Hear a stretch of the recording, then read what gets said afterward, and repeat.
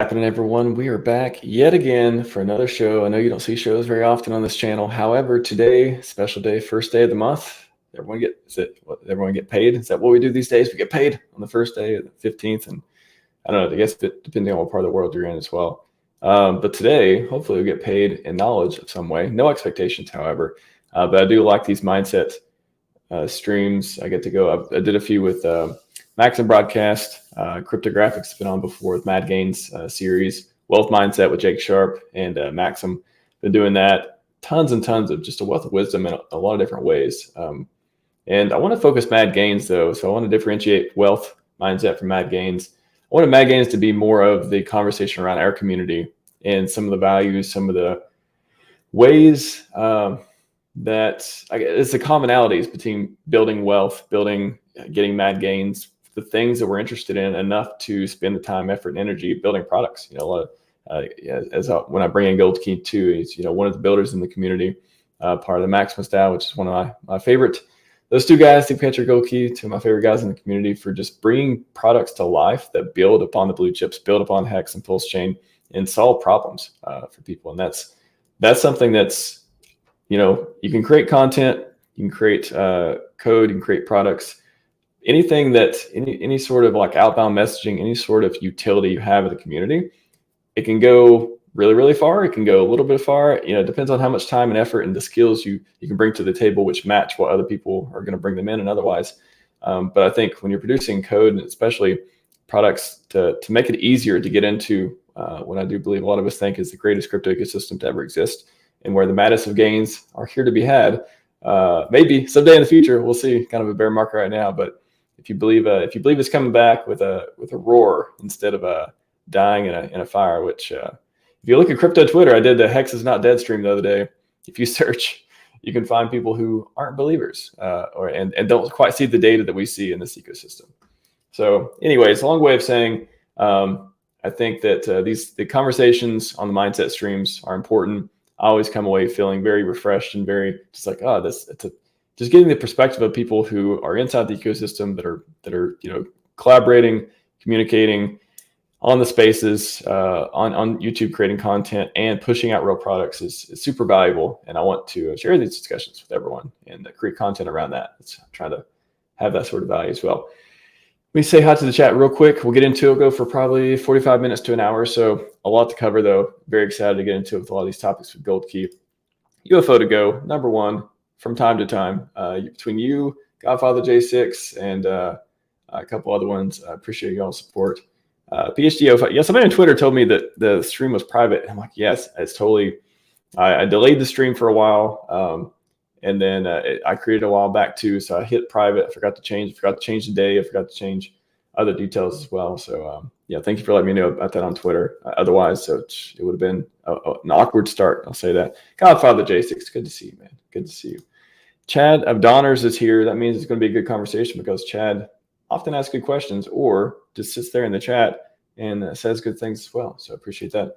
Crypto Hex Explained. Shout out to you, man. Shout out to you and the team or whoever's behind it, because y'all create a lot of cool videos. I see a lot of your content coming out and really producing a lot of good stuff for people to consume and understand quickly about the ecosystem. So thank you for that. That is utility example right there. Red Squirrel, good to see you, man. Excited for Tetra and upcoming stuff for that too. Without further ado, let's bring Gold Key in the show and get started into it. How's it going, man? Good. How are you? Doing all right.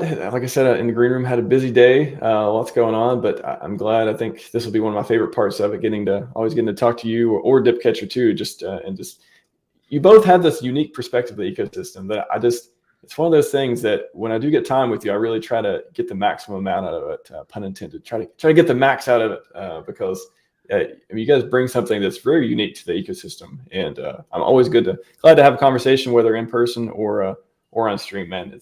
We really appreciate you around here. Yeah, well, I appreciate all you do. I mean, the consistency that you have with your channel is extremely impressive. That's the hardest part, is to be consistent, and even through the bear market when a lot of people are not here right now. They're taking a break, but they'll be back when we get some green candles. But I look around and there are definitely a few leaders that are leading the pack through this bear market, and you're definitely one of those people. So appreciate you holding the line.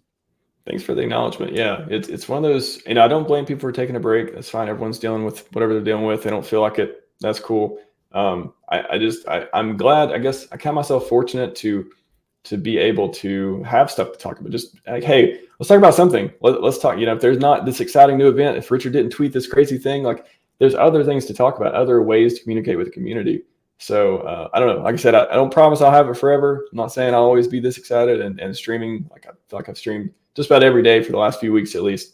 I'm not saying it'll happen forever, but boy, when I'm into it, I'm here to hold the line. Like you said, I'll try my best. But yeah, if you're out there and you don't feel like doing it, you don't have to do it. No expectations. That's one thing I've set forth in the community too. I do not expect anyone to get up here and stream every day and create products or do whatever they want to do. But if you're feeling like you have some way to contribute and you're up for it, you got the time and energy. Some people are just too busy, and I get that too. They got friends, they got family, but yeah, if you got, I don't know, I feel myself like, oh, I got an hour, I'm not doing anything. Everything's good right now. Let me get on the stream. And it, so far I enjoy it. If I ever don't enjoy it, maybe you'll see me less. But yeah, I appreciate the acknowledgement on that. It's not, I wouldn't say it's easy, but it's fun. I'll say that. No, I mean, there's no way, like for how consistent you are, I'm sure there's times when you don't feel like doing it, but you're on here like every day. So that's impressive. Thank you for that. Yeah, it's been, I wouldn't say it's definitely not been boring the last few months too. And that's a great segue to what I want to get started with. It's over the last three, we're coming up on, have we hit day 100? Maybe a little bit over day 100 for PulseChain. Mm-hmm. We kind of went into it trying to have no expectations, but the stuff, I don't think anyone could have predicted what the whirlwind of things we've dealt with, both good and bad, for the last 100+ days or so. How do you just, for someone who hasn't been in touch, I know you're tweeting a lot, you've produced a ton of good content. I know you've been focused on that recently too, so you're really in the know in a lot of this areas of everything that's going on PulseChain, I dare say. For someone who hasn't kept up with it every day, like, can you just paint the landscape over the last 90, 100, 110 days or so, what we've seen and what we've triumphed through and what we're getting through right now? Yeah, I mean, for one, it was a long wait, right? I think the wait was probably longer than anyone expected. And then it was all about, I was just thinking, like, if I were to launch PulseChain, when would I launch it? And I think there's two schools of thought. Like, one would be, it would be best if you could launch it like right at the start of the bull market. But at the same time, I am kind of grateful that Richard did kind of launch it.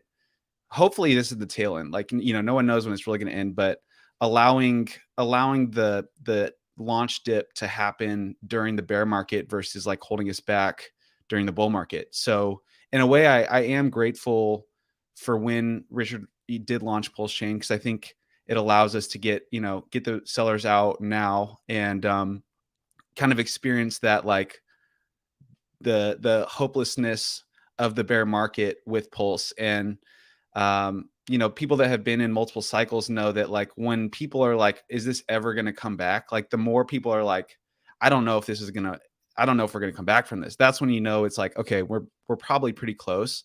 But the since the launch of PulseChain, it's been an exciting time. Like you said, a lot has happened, not only with Richard Hart products, but obviously the ecosystem is growing and figuring out how to grow. And there's been a lot of ups and downs. And then, again, like, there's kind of this underlying, like, when I'm looking at prices, which I don't often do, but when I do look at them, I think anyone trying to, like, find meaning outside of just the macro, that it's the macro bear market, and that's why prices are down.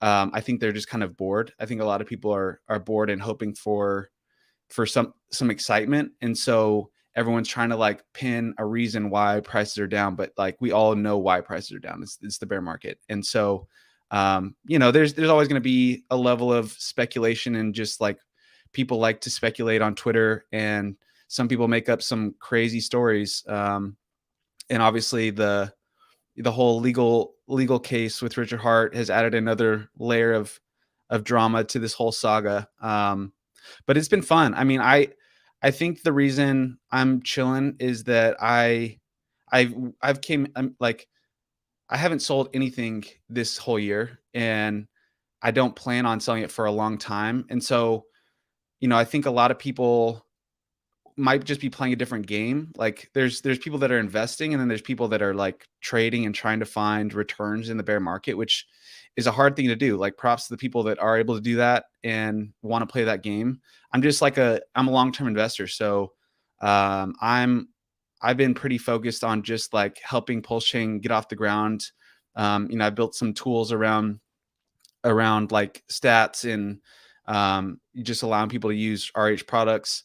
And when you have the right time frame, you can pretty much get through anything. And as long as you have faith that it will come back, which I do. But yeah, I mean, it's been a crazy couple months. What have your thoughts been through this through these first couple months? Yeah, it's been like I said, not boring at all. Yeah. It's been we definitely saw the downside come a lot. But I'm with you on the prices too. Just I always say this, like I usually don't look at price, especially in the bear market. I'll contextual on the bear market. I don't look at them Yeah. unless I'm going to make a trade or make a sell, right? Like Mhm. why do I care what the price is if I'm not trying to get liquidity or trade it for something else? Right. But yeah, unfortunately, there's a lot of people who care a lot about the price every single day. Yeah. I've fortunately I've been able to tune that out a lot through either the mute button on Twitter and also just the ability to be like, hey, zoom.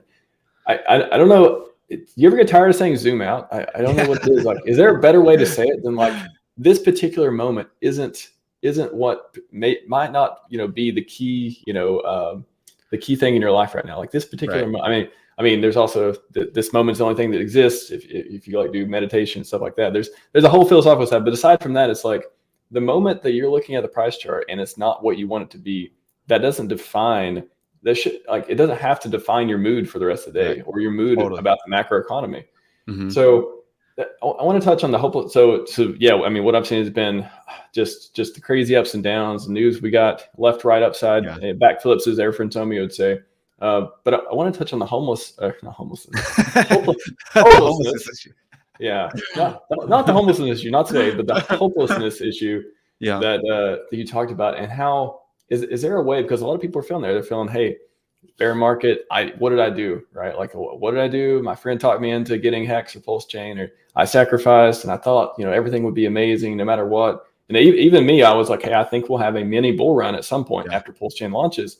Mhm. And I'm still hoping that's not just the 2.5x we get a PLS. I mean, I'm hoping at some point we were able to shake ourselves out, whether it's broader macros or otherwise. That'd be nice. I mean, Yeah. no expectations again, but people that are feeling this kind of like, what do I do? It's almost like a what do I do and what did I do? And maybe they're trapped somewhere in between there. How do you turn that into? Is there a way, I guess, to turn that into something productive when you're questioning, questioning your own judgment? I guess at that point. Yeah. It's a really good question. And I liked how you were talking about people attaching themselves to things. That's something I learned like in my early startup, like founder career. Was I was attaching myself to my work. And when I would make like marketing material and it didn't hit or it didn't work, I would take that personally and be like, damn, like I'm a screw up. Like, and I think that same mentality applies to holding, because it's like, you've made a decision. And you have to, the a lot of people will take the price performance as a reflection of who they are because they've attached themselves to it. And I think especially with Hex, it goes deeper because Hex to a lot of people has become, we talk about it being a cult and like, its own religion. And I think people attach their identity to Hex. And so, that you've got to be able to separate yourself. And I say that like, because I say that waringly because, there is power in our community really, you know, being attached to Hex, but at the same time, you can't allow it to overtake your emotions. And you know, and you see how when someone attacks Hex, like people take it like very personally. And so when the price isn't doing good, it makes sense why they're also taking that personally. And you've got to be able to remove yourself.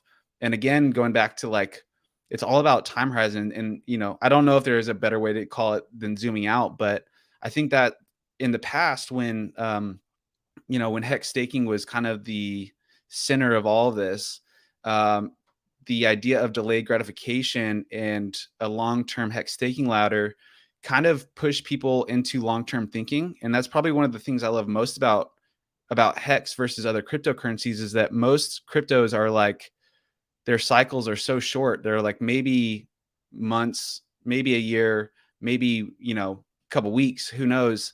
And it's exhausting. Like it's hard to emotionally like continue to like evolve that short of a cycle. Whereas with hex, it's like, when you are planning out 15 years, it allows you to have kind of a superpower of being able to handle this long of a bear market. And you know, I hope I have this kind of like vision that I do think we're going to kind of have a hex renaissance here in the near future, where it's kind of like a coming back to Jesus moment.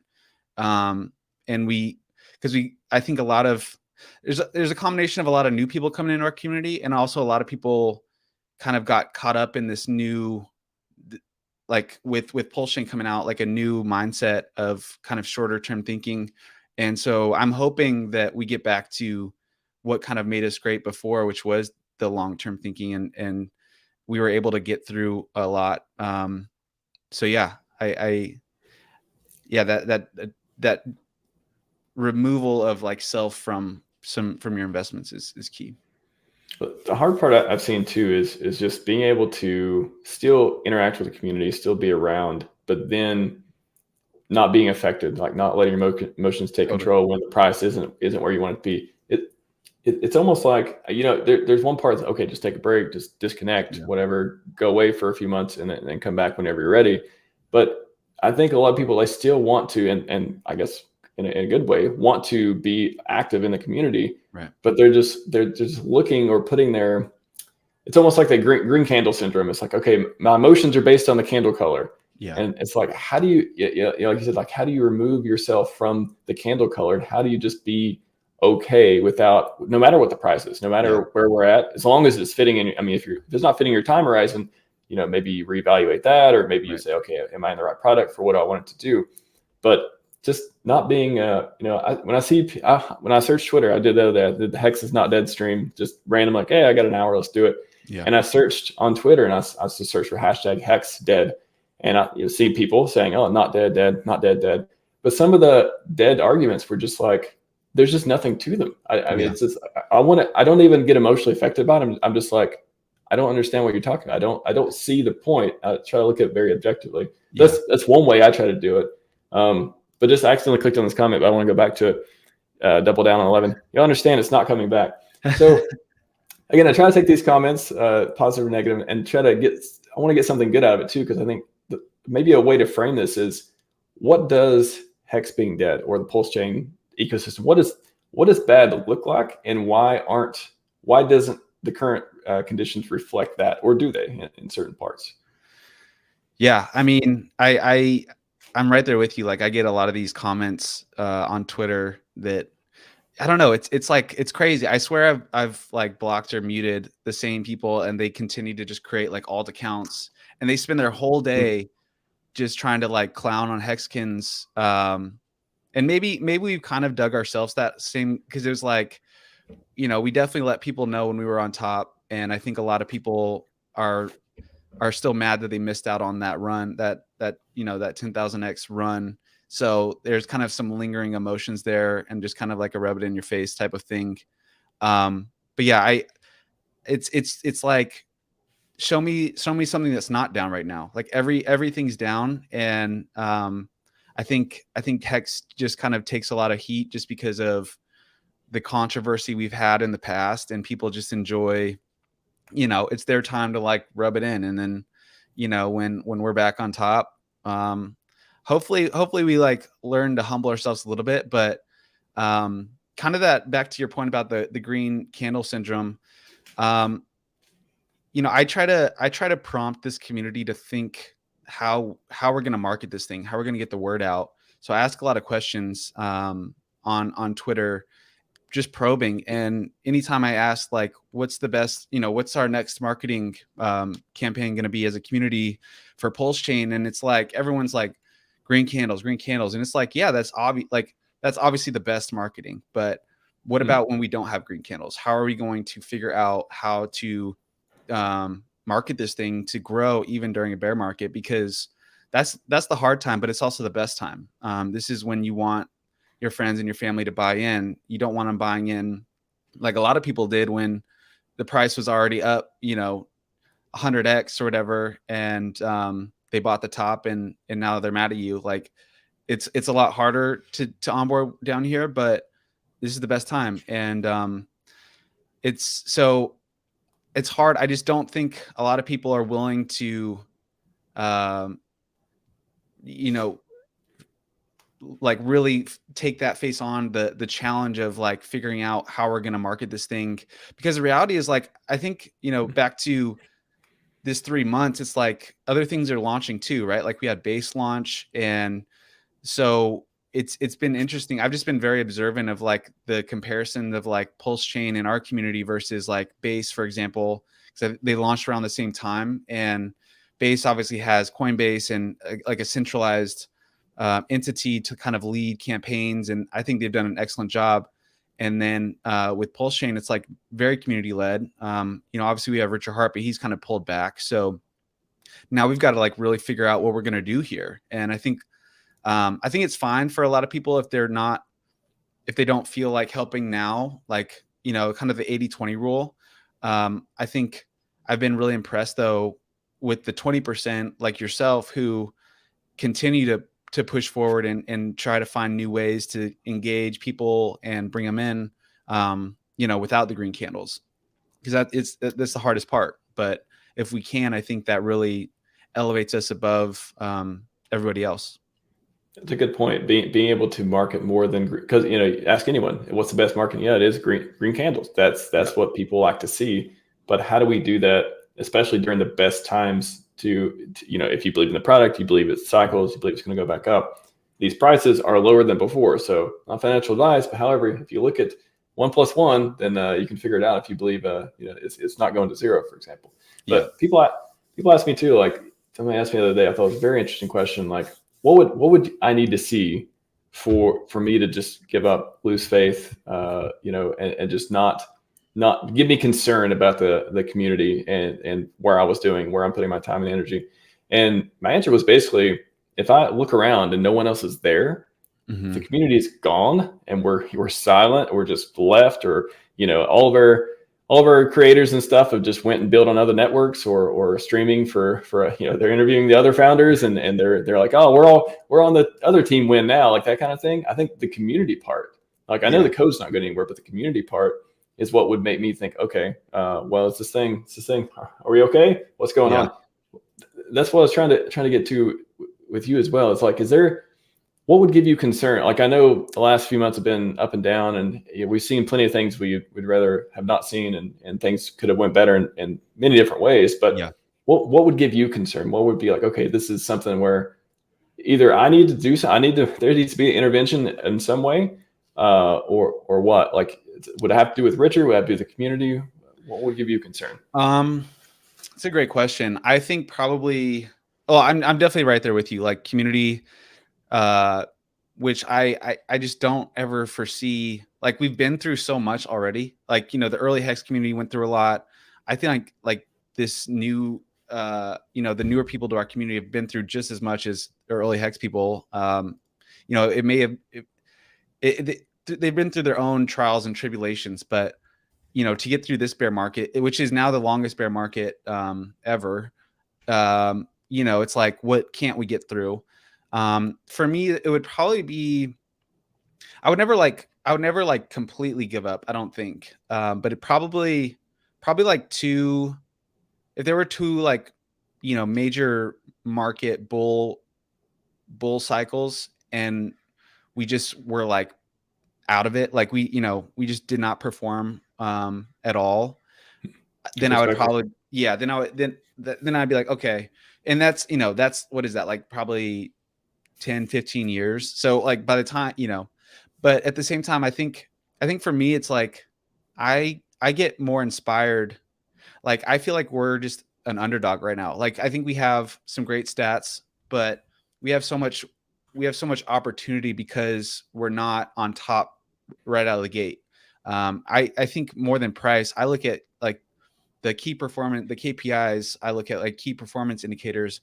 I'm looking at like active wallets. I'm looking at total active wallet. Like, I'm looking at those numbers, and I mean, we're like right around like 10K maybe a day active wallets. And so for me, it's like, I mean, and we're like, price isn't doing great, but we're not dead. And so for me, it's like, it only takes one good app to like really take this chain to another level. Kind of like with Base, like that friend tech thing, completely changed that chain. It brought in so much value, and I think you have a few of those.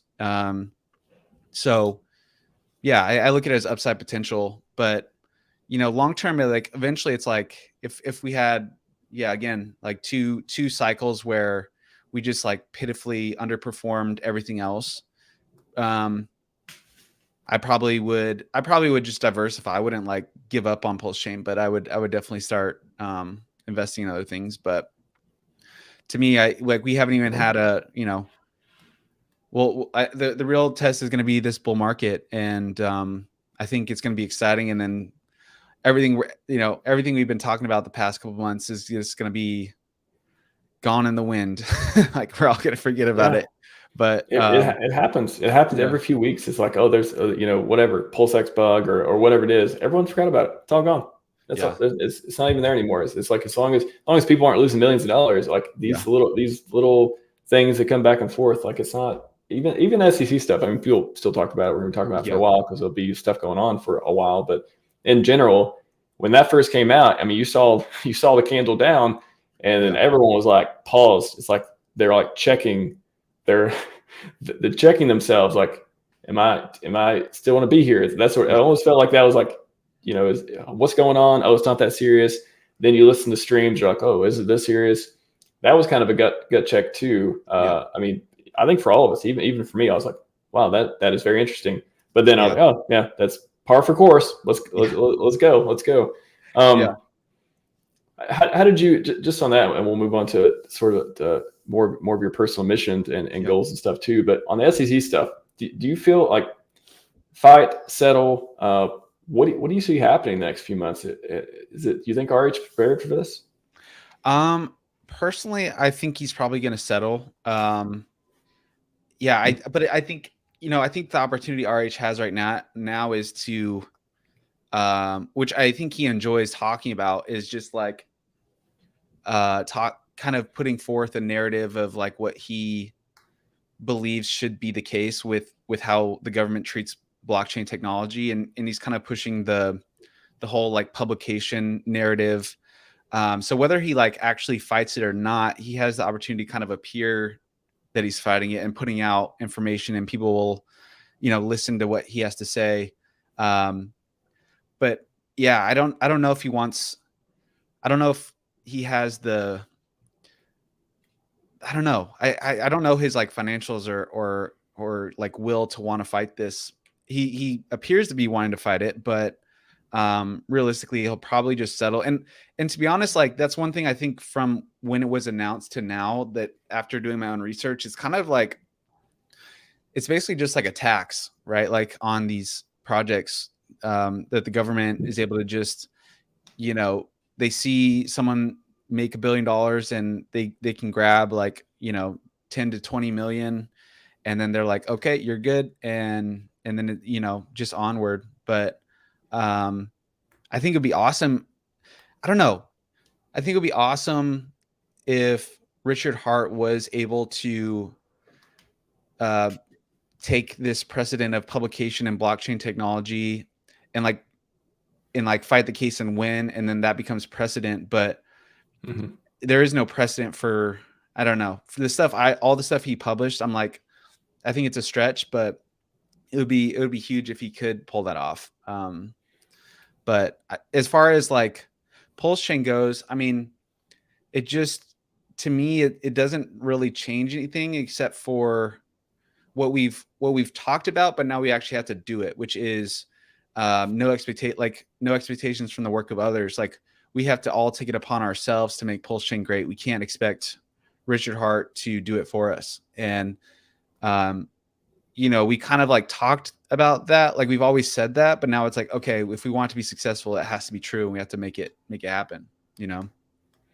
That's one thing that's came from it. It has been this sort of, Richard's don't know how long it's going to happen. He has been tweeting other than case stuff for a while. I mean, a little bit of updates here and there, but it definitely feels like he's been less a part of things right now. And for who knows how long that will be. I mean, I always thought about him stepping away one day to go do longevity research, all the stuff he talks about that he wants to do, saving people's real lives, not just their pocketbooks, all that stuff. But I don't know. I see it. I don't know. I won't say I've spent a ton of time thinking about it, but when part of me thinks, the fight until the end, that's part of the glory story. Like, he needs that to be part of this chapter. It's just like another chapter where he's just going to like win again in the history book kind of thing. But the other side is like, he also, I think, he believes in this community. He loves this community. He loves Hexicans, and he wants what's best for them too. And does that conflict? Like, can he do both things, or does he have to optimize towards, what's best for the ecosystem versus what's best for his story of glory, however he defines it, and he probably redefines it from time to time. Like, when the facts change, he changes his mind, right? He said that before. So I don't know. I go both ways. It's just wild to me that out of anyone in crypto, I feel like Richard Hart made it so clear that he was abiding by the Howey test. And now the sacrifice, that obviously was a new thing that he kind of invented and kind of pushed the bounds there. But overall, I mean, like, this no expectations thing, like, it's like part of our religion. So it's like, we obviously have been following that, and Richard Hart has made it very clear throughout, the start of Hex to now.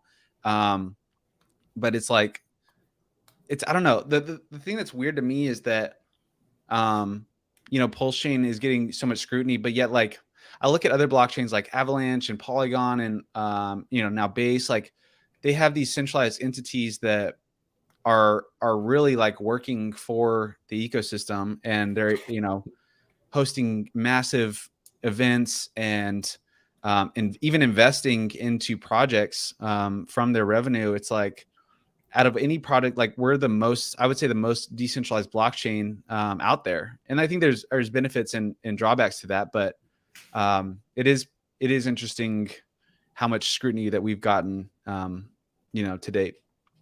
It is one of those things where I think the overreach for securities is a factor. The inability for the government or financial institutions otherwise to see what decentralization means and apply that and be flexible in certain ways when there are no victims. There's no one getting harmed. There's just, maybe random people don't like the guy and they try to sue him. But other than that, you have a community, Somi always says 150K strong that's here, and we're willing to do whatever to make this stuff successful. So there's a ton of things I think that need to change, and hopefully we'll get clarity on. But it's not one of those. I don't see as which investors are getting protected. That's the whole deal. I mean, at the end of the day, it's like everyone's bag went down because it's happened. So how is this a good thing? Like, what's going on? Like Richard's famous line, whatever the government's doing is not working. Just from the documentary, like that is like so clear right now. I think to us, but just I want to go on to your personal mission. Just when you look at crypto, I mean, you're involved with Maximus and stuff. This is such a wide ranging of different products built around Hex, built around different stuff built on PulseChain too, and just really trying to help people. At least this is my perspective. Like, help people have what they need to do the cool stuff that we know is possible in this ecosystem. Like, that's like, generally speaking, I feel like that's what I see you and Dipcatcher producing, and what your ethos is about. But I wanted to hear from you too. Like, what do you feel? First, do you feel like that's accurate? And second, do you think that what is your mission exactly? What are you here to do? And why are you spending it in this ecosystem versus any other? Yeah, I mean, I think for me, my vision, my like purpose right now is what really attracted me to Hex is replacing traditional financial products on the blockchain and building better products. And I really liked the blockchain CD, and to me, Hex offers the upside potential that you would expect from crypto, the enhanced security that's better than your bank, and also supports the what I believe is the best investment thesis, which is compounding interest and long-term time horizon. And so that's what I think really brought me into Hex. And I think it perfectly aligns with what I think our generation is going to be seeking in the next 10 to 15 years. I think a lot of people are waking up to the fact that they're they don't want the 9 to 5, pay your 401k and then retire at 65. People are looking for better investments, and my generation is making, they have money to invest, and I think we can replace 401ks and bring our generation into crypto. And so to me, I think, I don't know, I love to build around Hex because it's kind of like the perfect, it's like gold, right? It's like such a good standard, and it's proven itself to offer the qualities to build on top of. Like, it can be the cornerstone of a new ecosystem. And I've just had so much fun building on top of it, from Maxi through the perpetuals and now with Pool Party, because it's in a way, I think, just bringing a lot of energy back to Hex. And obviously I'm biased. Like, I admit, like, I'm a Hex Maxi, but I'm not like toxic. I just think it's the best. And so the products we build, I like to build products that help our team win. And you know, to date, we've, like, all the products we've launched have really supported this community, not only in just like kind of the ethos of Hex, of locking up a lot of Hex and taking that off the market, but also on the gas fee saving aspect. And yeah, so I think Pool Party is kind of like the crescendo. It's like we kind of proved this concept of Hex stake pooling last year, and kind of just opening the floodgates to let other people launch their own. And yeah, I'm excited for that. I just remember from, I think you and Dip Catcher last conversation at the conference or otherwise, can't have a pool party without water. Yeah, that phrase stuck out to me for some reason. Shout out to water. Shout out to water. Yeah. But what in particular do you think you have? Like, what is the commonality between Hexicans, those who've been here for a while, or just have been here for a year or two? I met someone the other day. I went to documentary, watched it, and I sat beside a lady who told me they came from, I think, either Celsius or they came from one of the ones that went bankrupt, and they came from there to Hex because they met Hexicans in Vegas at PulseCon. Yeah. And it was just one of those, like, wow, you've only been here for a couple months, and you're going to the documentary, you're hanging out with people locally, you're just really, you're into this ecosystem in a time where a lot of people are either leaving or they're lukewarm at best on it. Like, just, I mean, the big part of the community is just kind of hanging out right now, and the other part is like, okay, everything's fine, we're still building. But you come into a time where it's just this very interesting time in Hex, but she's very excited about the product. Yeah. No concerns I could see from talking to her. It was really amazing. So what do you think are some of the commonalities? And I'll just present my shirt real quick too. This may be a commonality between people that not trying to be thousandaires. That may be something that a lot of people are looking forward to. Yeah. Yeah. What do you think are between Hexicans that make us so attracted to products like this? Yeah, I think looking back on like the early Hex days, I think there was just this fascination of tokenomics, and kind of just like with Hex, there's, I think, in all of us, kind of this light bulb moment when you really understand how the system operates.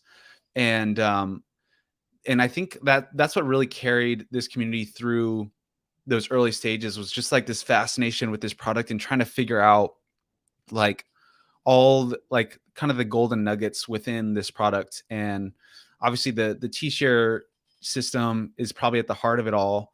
And that narrative, was easily that it just kind of aligned again back to just the long-term thinking and the delayed gratification. And, I think with early Richard Hart, that self-help stuff really tied into that delayed gratification as well, and mental health and just kind of peace of mind. Um, and then somehow I remember like when I went to the first Hex meetup, it's amazing. It's almost hard to describe why we're all so similar. Like there was a shared fascination with Hex, but it's something deeper. I don't really, it's almost like you can't really put it into words. But when you meet Hexkins in person, it's like, oh yeah, they're a Hexkin. Like it's like a weird personality, and I don't really have a word to describe it, but there is something there. And I think I think most people that are in Hex, we are like a pretty blue collar community. And I think that's a huge benefit. We're not like a bunch of tech nerds. I mean, some of us are, but like overall, like people work and they're not going to sit on their hands. They're going to like take action. And I think what Hex really offers is a community that's willing to support you on a joint mission to make Hex great. Again, tying to like that no expectations thing, it was like people had a chance, I think maybe in the first time in their life, to like think, how can I, with my skill set, what can I bring to the table and contribute? And I think that's why we had so many amazing early campaigns on Hex, whether it was sponsoring fighters or sponsoring a NASCAR, or making all these stickers or flyers, having these amazing conferences. It was like people brought who they were to the table, and then we had this amazing support system of people like, yeah, that's awesome, let's like make that happen, and we'll donate to you to do that. And I think it's a little harder obviously in the bear market when people might not have as much money to donate and make things happen, but yet we're still here, right? Like we're still streaming, we're still tweeting, we're still trying to find new ways. And it's been interesting. I think obviously with new people, I think a lot of we had like a generation of Hexicans come in because they were chasing the green candles. And shout out to the people that did buy the top and they're still here and they still believe. I want to see those people win. So I want to make the price go up, because there's like this common shared love of like wanting to see, team win. And yeah, I think I try to push for us to get back to that a little bit. And I want to encourage people to actually like start talking about Hex again. I think, I'm kind of going on a rant right now, but I think like in the past month or two, we've kind of gotten bored, and I had to take kind of a break this past like week or two, because it was just like, I'm just kind of over this current cycle of like what a lot of people are talking about on Twitter. Like there's just like the drama, the stuff that's going on right now is just like unproductive, and it's not really pushing the ball forward at all. So I want to get back into like what made Hex great initially, which I think was talking about it and sharing what it is. And I think we had to figure out kind of the same things to like, which I think is a little harder with Pulse and PulseX. I think Hex had such a strong ability to like draw fascination to talk about stats and talk about the system because it was just unique. Pulse is pretty hard. Like it's essentially Ethereum, right? So how do we figure out what its unique thing is that we're going to talk about? PulseX I think is just early. We've got the buy and burn, which is kind of the main narrative, but hopefully the other features get get brought in, because I think that would give us more to talk about and more fascination. But yeah, I think it's just like a fascination of system design. I think a lot of people were drawn to Hex because of that. And yeah, I think we got to get back to that. I know. Just on the PulseChain too. I hope. I mean, I'm a little biased because I write scripts and stuff and help people with validators and things like that. But I'm hoping that I made some tweets about, hey, to be an Ethereum validator, you just need 50K. To be a PulseChain validator, you need like 1K. Bringing people in that way and being like, hey, you can be you can be part of this network. You can get paid for helping decentralize a blockchain network, a new one that has a huge community that's already onboarded. That kind of thing to draw people in. But it is definitely harder than all the game theory and all the mechanics and all the ladder stuff. But that's something that what kicked me off talk, because I found myself not talking about Hex enough. I was like, man, I'm always covering PulseChain. I'm this is before PulseChain launched. It was like, oh, it's all this stuff that's going on. I was trying to track the different domains. Oh, is something new launching? What's going on? And then I felt myself like, hey, like I want to talk about Hex more. Like I feel like I'm not doing that enough. Yeah. And then funny enough, when we had the stock split, I think I hope for other people too, they realized, oh my gosh, like, if you believe Hex is going to go up in the future, it just got a little bit more interesting because it got a lot cheaper right now. And hey, it's only got cheaper after that. But it's been one of those, it just drew me back in of like, man, it reminded me like, this is where it all started. This is one of the greatest products on earth. And it needs more attention. It needs more people talking about it. It's just the PulseChain and PulseX has been the talk of the town for the last 2 years because it's just, what we've been waiting. It's a new shiny thing that we want. We want that kind of new shiny thing. It's the L1. It protects us from, gatekeeping, all that stuff, that all the advantages, brings more people in, builders. Of course, we've, communities went tremendously up since its inception, but Hex is where it starts. And I don't know. It can get, I understand how it can get boring, but I think that's only where you're losing track of. Maybe you're just not paying enough attention. Maybe it gets boring when you're just losing attention for Hex. Otherwise, it's not a boring system at all. Right. I think we kind of probably got away from it because, we were talking about it for 2 years straight, which I remember talking to Dipcatcher when we were like a year and a half into it. I'm like, holy cow, like how have they talked about this one product for a year and a half and stayed engaged enough to like be streaming every day? And that was impressive to me at the time. And now we're, over 3 years in, and it's like, it's understandable why it's probably not being talked enough about today. Cause it's just been a long time, and we've just got to figure out a way to like keep it alive, keep talking about it, because there are a lot of new people, like the OG people have been, around it for 3 years, but there's a lot of new people that don't know the things that we know, and while YouTube is like evergreen content, it's worth continuing to talk about, and because it is a fascinating product and it's still very unique.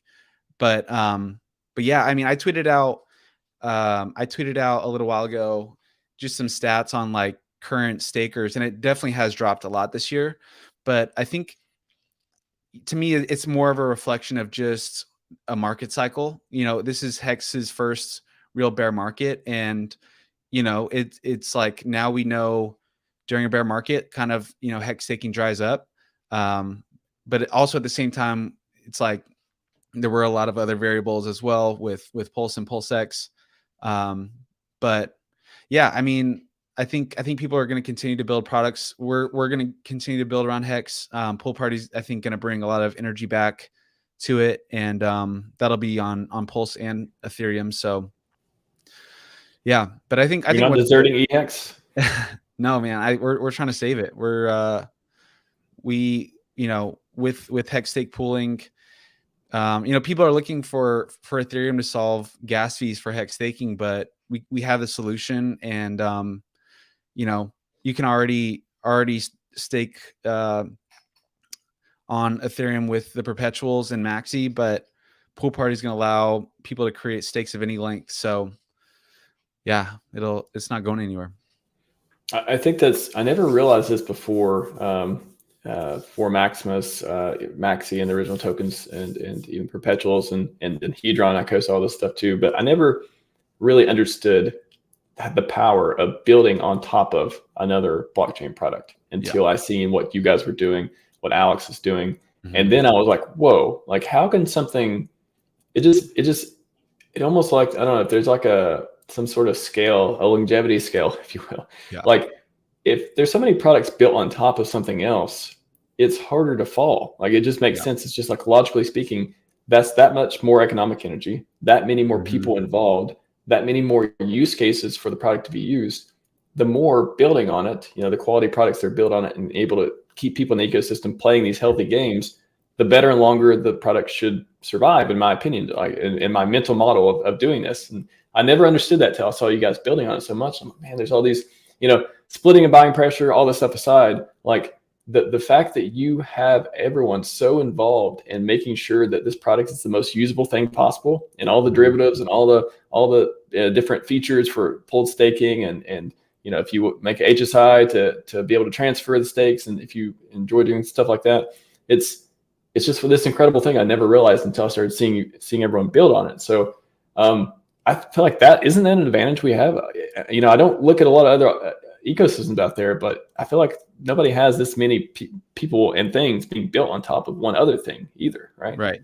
Yeah. I mean, it's like the US, it's like the dollar. Like, would you want the US dollar only being used in the US, or would you want every country to use the US dollar? It's like, do you want Hex to be the global reserve currency? Like, that's kind of how I view it is. And it goes for other things too. Like, with Buck and the products he's building.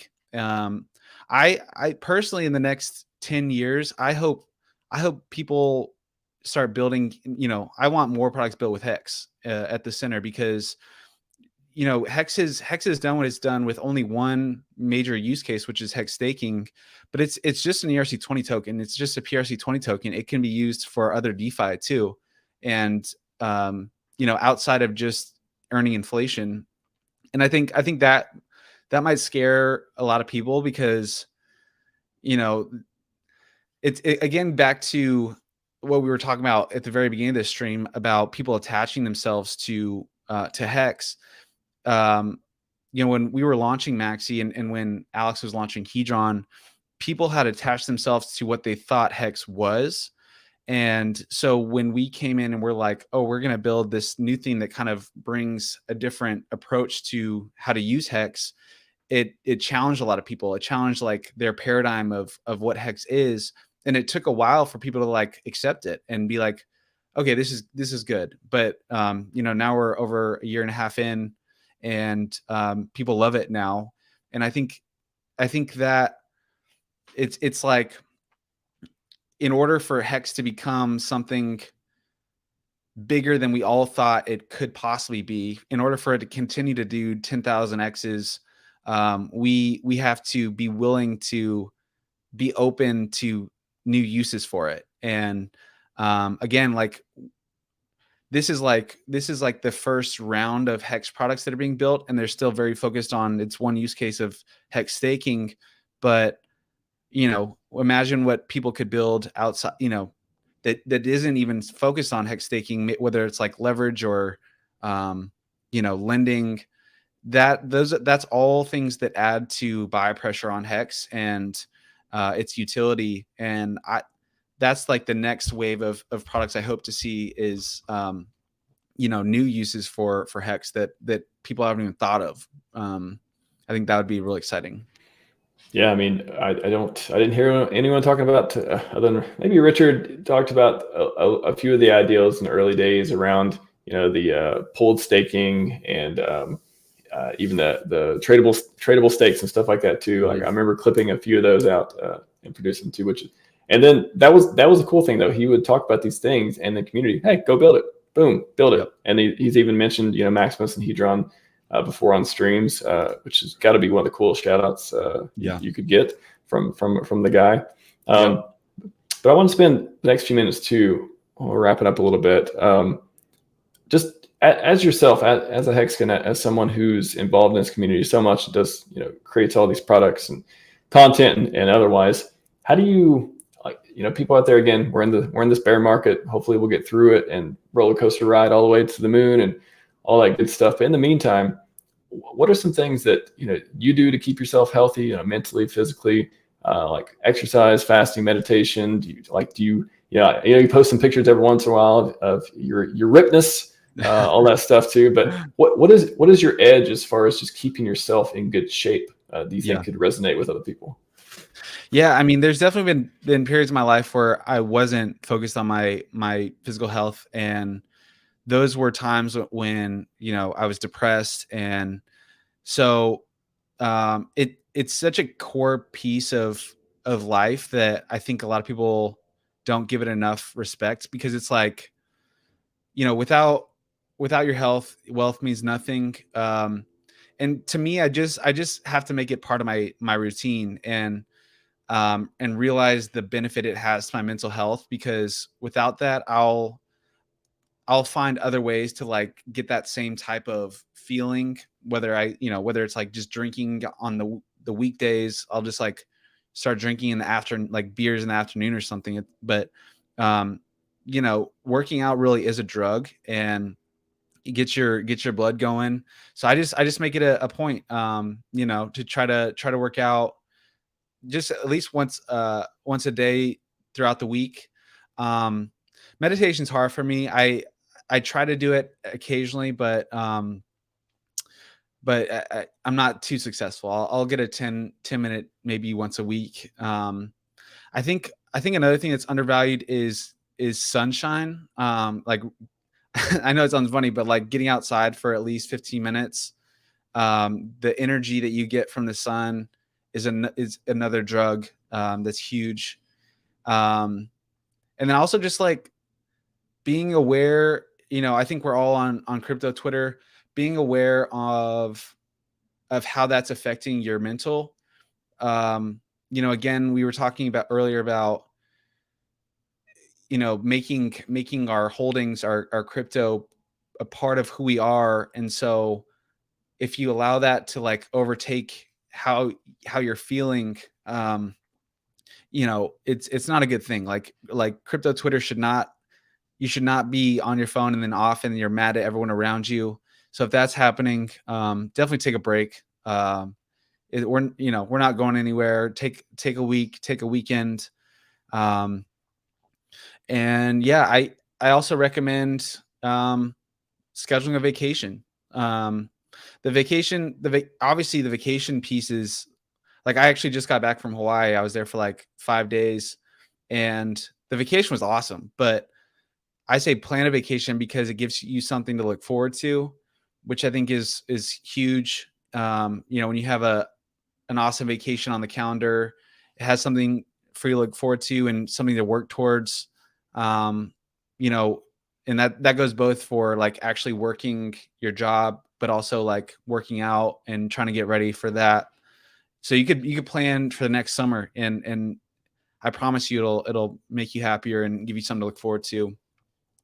And then, yeah, I think the biggest thing with crypto is this is hard to do, because I think a lot of people are playing, like we were talking about, like investing versus trading. And I know we talk about that a lot, but if you're stressed out about crypto right now, you're playing the trading game, try as best you can to only invest money that you're like investing years out. I think that's, if possible. I know people are trying to make money. They need shorter term cash, but the longer time horizon you can have, the more peace you're going to have. So that's always, I always encourage that if possible. Yeah, it's boy, these T-shares right now. I would, just text being boring and all this stuff. It's like I'm not bored of looking at these prices. As far as I've said that before, I got to stop saying. I've been saying every show, but it's like I've been so excited recently because I think I've made more hex stakes recently and ladders and otherwise than I've ever made before. Just because like I didn't know. I mean, and I've been around since hex has been one 1 Satoshi, 2 Satoshi, look at a buy desk. Oh my God, am I going to have to trade the Ethereum pair? What's going on? Like this thing is never going to move.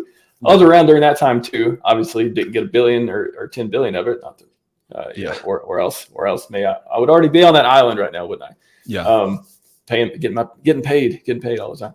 But it's one of those, I've never been so excited about doing that, but I don't hear a lot of people talking about it either. Right. So it's more of the, you know, the drama that you mentioned too, and just the ability. It always reminds me of that Naval quote.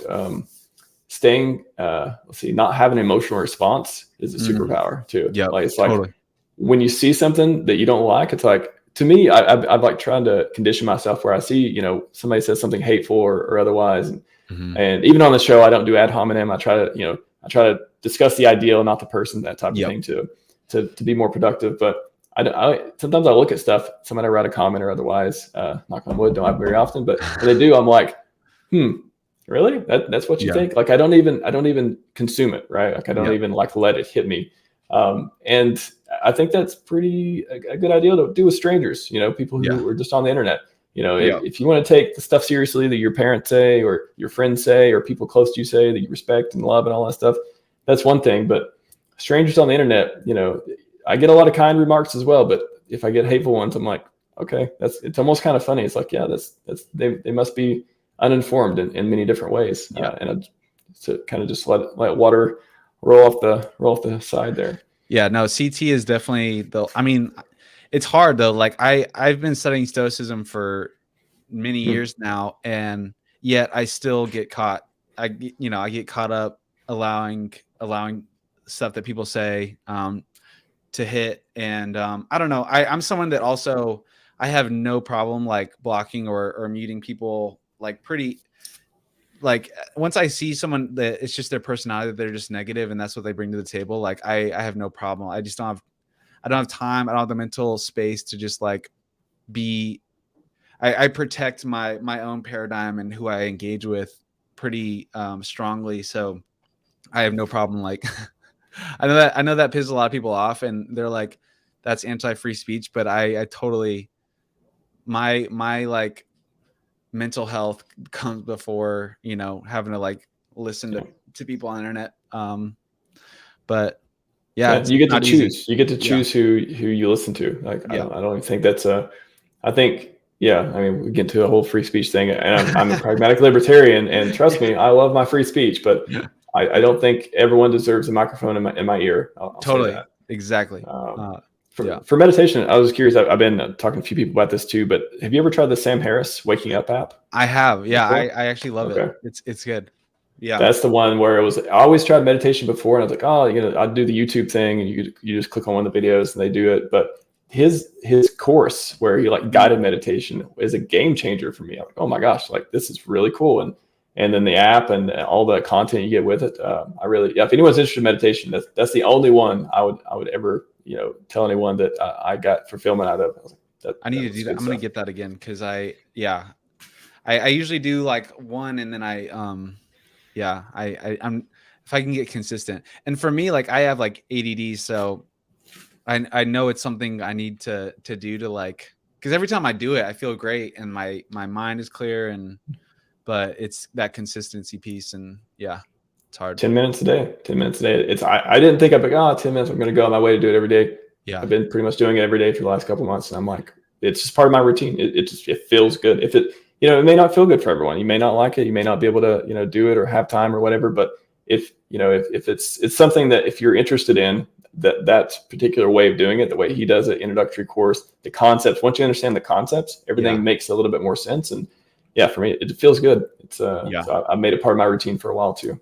There's also a really good book called 10% Happier that's about meditation by Dan Harris.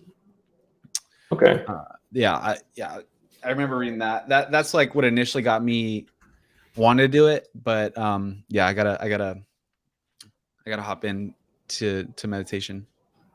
Yeah, I have to check out the book too. I've heard of Dan Harris and I think I've came across him on podcasts, but I haven't read the book. I'm always looking for books that talk about that mindfulness, not the corporate mindfulness, but the actual mindfulness and meditation that Sam and apparently Dan Harris also talks about. Definitely. Cool. Before we wrap up, Cool. Want to touch on this. What do you think is the price versus tech versus community versus code? This is something I want to frame too. What do you think? Because I did a poll of this. Which one's more community? Which one's more important, code or community? And before I always thought, yeah, of course, code. The code doesn't work, nothing works, blah blah. And then I think during this bear market, and maybe during the last few months of all the stuff we went through, PulseChain and otherwise, I realized it is community. Like community is like tied. It's like they're both equally important to me. And then maybe some people are like, okay, the technology, they're here for the tech, that meme too, and then the price, I'm only here because green candles. How do you see between those price, tech, community, code? Which ones would you say like are kind of like the ones that you are closest to, I guess, and the ones that really make everything work for you and for why you're here? Yeah, that's such a good question. So price, tech, community, and code. I think number one would be, I'd probably agree with you, community. But I think community is drawn to. Oh, this is like the hardest question ever. I think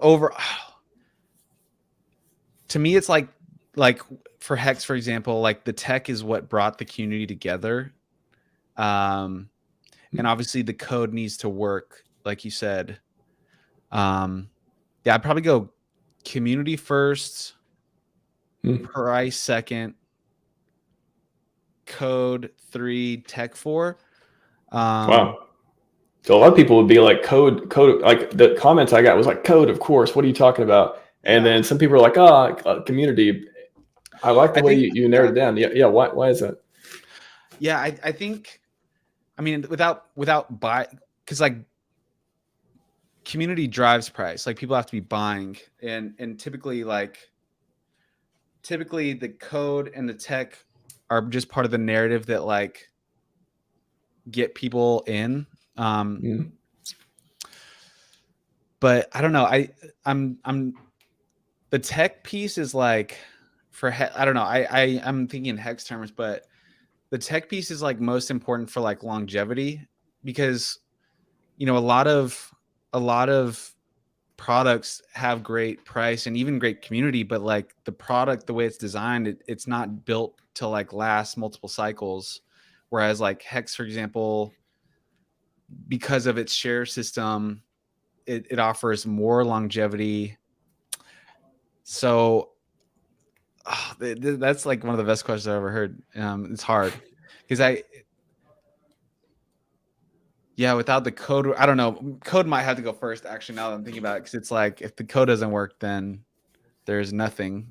Well, let me throw this one more zinger into it for you too. The price. So what if you say, we had a crystal ball, we saw the future in Hex, only, or Hex, PulseChain, whatever, we're talking about kind of agnostically with the token here or the project. But what if it was like, we know it's only going to go up, I don't know, I guess, what is the minimum number? 50% per year, 20% per year. Like if you knew that was only going to happen for the next 15 years, you knew there's no more 10,000x on that. Would you reprioritize that on the list, or how much would that affect things? And what is the minimum you think the community, without leaving, would accept? Only easy questions here. Yeah. I mean, to be honest, I think most people say community because like they think that's what's going to drive price. So if you knew the price, then maybe community doesn't matter as much. Because like it's so hard because Hex is just unique in that I think a lot of people are in Hex. A lot of people are in the Hex community that don't even like own Hex. I promise you that. Like people just enjoy, like they just like. I believe you. Around, you know what I mean? Like they're just around because they like the community, which is fine. But I think a lot of people hope that a strong community is an indicator of long term. So if you remove that,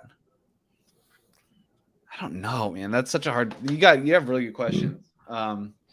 No, I mean, there's no right answer either. It's just I love to see that your thinking process, because I think that creates an interesting conversation. I think a lot of people are trying to understand too. Like, do I value the code? Do I value the community? What happens if there's a bug in the code? What happens if this community doesn't grow or grows Yeah. exponentially, like how does that affect what I'm in and me? Yeah, I think I agree with Dipcatcher. And I'll probably stick with my original, because if you do have a strong enough community, if the code doesn't work or if something happens, that community will support the next thing, right? Like if they care enough about the people around and the thing, they'll buy the next thing, the V2 or whatever. We saw that, with the Every PulseX. single scam token. Yeah, every single scam token. And so yeah, I think community is probably number one. But I don't know. It's also like, yeah, I think community and then price probably number two. I think I'm on pretty much the same page. I'm still going. The code is interesting because you get all the technical debates. It's like, oh yeah, immutable code until you fork it, and then or do the V2 and stuff too. So, anyways, just again, no right or wrong answer. I love thinking about these are questions. I try to come up with the ones that are just really help you, not just for fun, not just for that's a brain teaser. It's more of like, why are you here type of thing. Like what motivates you? The sort of questions you ask yourself about when you talk about these things. So very cool. I'm glad Dipcatcher showed up as well. Appreciate seeing you here, man. Okay, last one. And I thought I had this in. I don't know if you saw it because I shared a doc with Goki before the conversation to give him a little bit of, so he's not completely surprised with some of these questions. But this one I added it at the end. Not sure if you saw it, but 1 year from now, it's not really a prediction.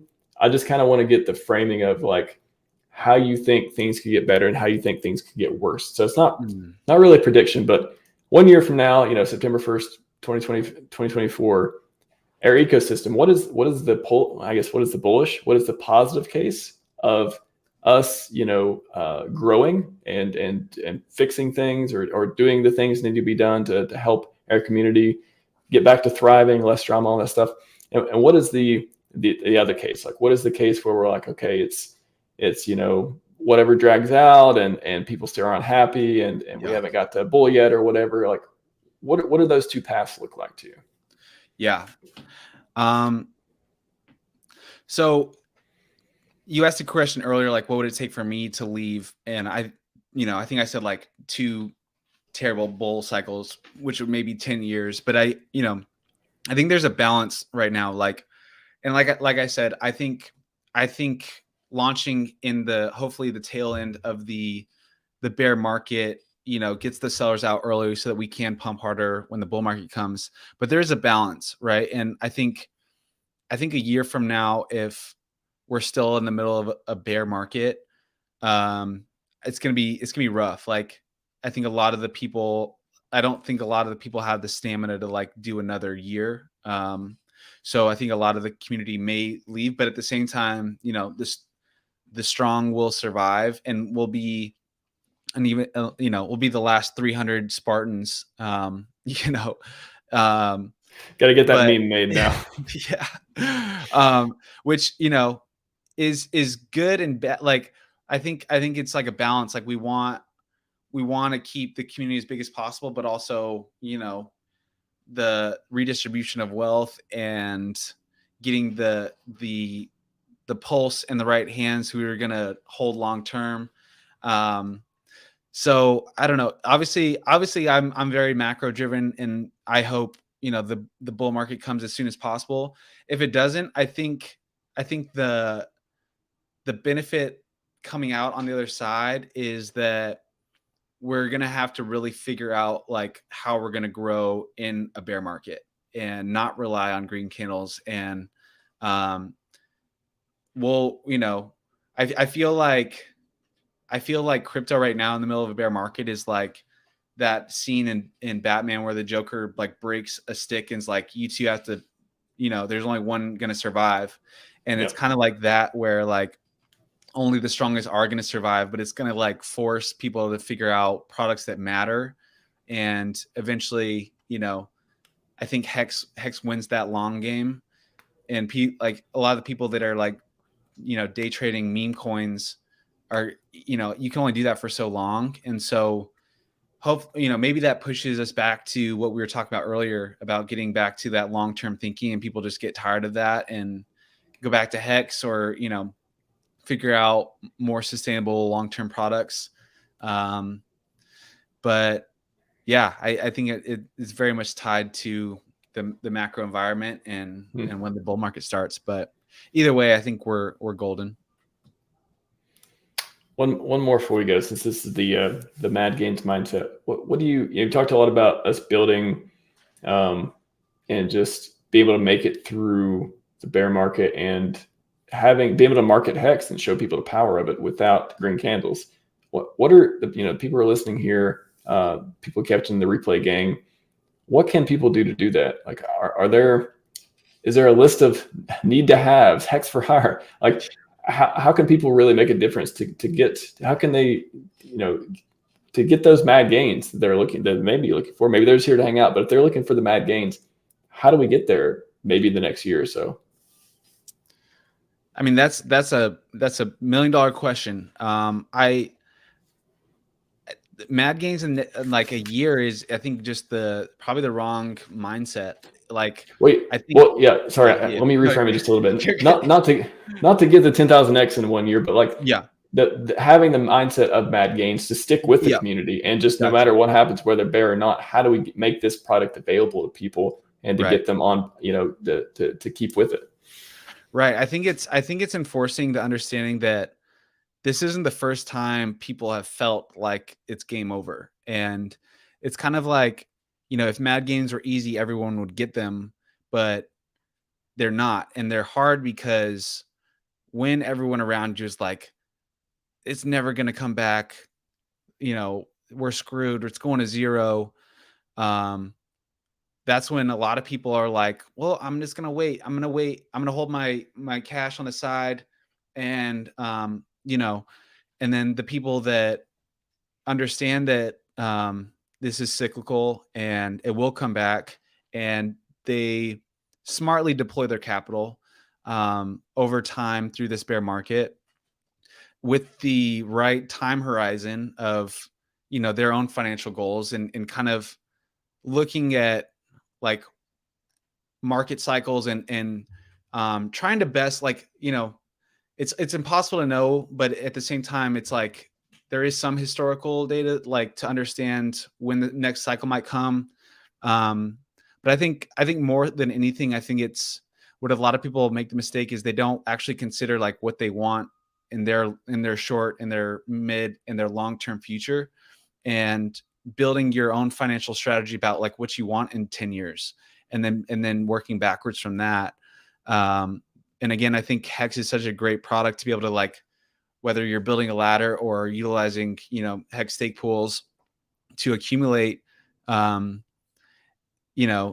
this. We talk a lot about, maybe we can do a stream in the near future about DCAing, because I think a lot of people say that, but they don't know what that actually is or how to do it.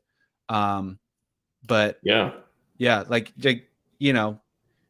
if you believe in something, take action, and do it smartly, and just have faith that, like, have faith that it will come back. And I definitely do. So yeah. The bear hasn't beaten you too hard. It's only sits into you. Maybe that's what we're hoping for. Yeah. Yep. Excellent conversation. I'm glad to have you back on the show. Yeah, man, it's always good to talk to people who, again, I think you have a lot of good ideas. You're building products around such things, and you're still here, and you still believe in the ecosystem, which is funny enough, not too common to see, at least on Twitter these days. So, and I don't know how much you know, but a lot of people love and appreciate you and Dibcatcher for all the things that you all do, and the Maximus products for even existing in the first place. Like, I don't know, it would be weird if they didn't exist. I can't even think about like, oh, Maximus, all this stuff doesn't exist, but it'd be like, okay, that's weird. It's not even in the equation anymore. So you guys have done something profound. I'll say that, and I can't wait to see the next stuff. That means a lot, man, and thank you for having me on. It's always a pleasure to come on here. Of course. Hopefully not the last time to get you back on again, or I'll come on your stream sometime. I know we talked about that a while back too. So I want to interview you. Yeah, I'll have you on soon. Love to. That will be a good conversation. I'm sure it's boy, interesting times in Mexico. I love it. Get me excited again, talking to fun people. All right, everyone. That's all we got for you today. Happy Friday, happy weekend, happy first of the month. And I hope everyone I hope all your dreams come true. In the meantime, Scivive and 5555. We are out.